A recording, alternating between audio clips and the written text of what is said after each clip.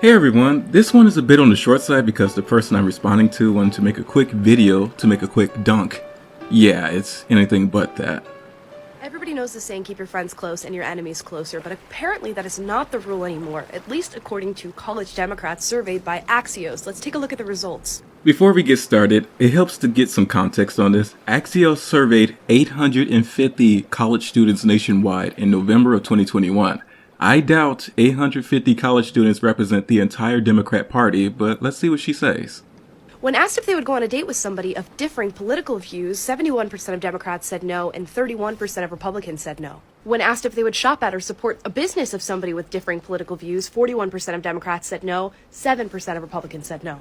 As far as being friends with somebody on the opposite aisle, 37% of Democrats said no, only 5% of Republicans said no. And lastly, when asked to work for somebody with differing political beliefs, 30% of Democrats said no, and only 7% of Republicans said no. Now, I don't know about you, but I was always told that the left was the politically tolerant side. This survey shows a little bit of a different story.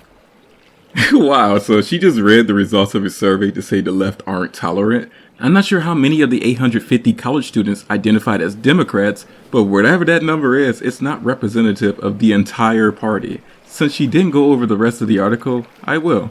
Going by this data, it does show college students who are Democrats are more likely to reject or isolate themselves from people than Republican college students.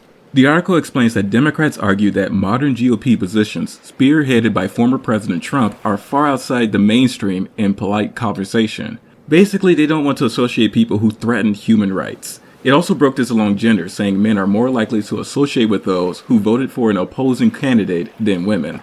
If we're being honest, I'd say this says a lot about college students with interest in the political world. Trying to extrapolate this data to other areas in life is very flawed and is a product of your confirmation bias. To be fair, the reason why it seems easy to do is because of the internet behavior and videos of certain left-leaning people showing them in a less than ideal light, but it doesn't give you the excuse to make lazy takes like this. I doubt extremes could get along, but I wish more people would reach across the aisle to get a better grasp of where the opposing viewpoint is coming from, and not get complacent in their position. Right now, the ball is still on the left side, but that doesn't mean the right was just sitting there in defeat. No, they were evolving and making better rhetoric. I think it's good to poke your head out and see how other people are doing so you're not losing the plot. Anyways, I gotta go. Be nice to one another and take care of yourselves.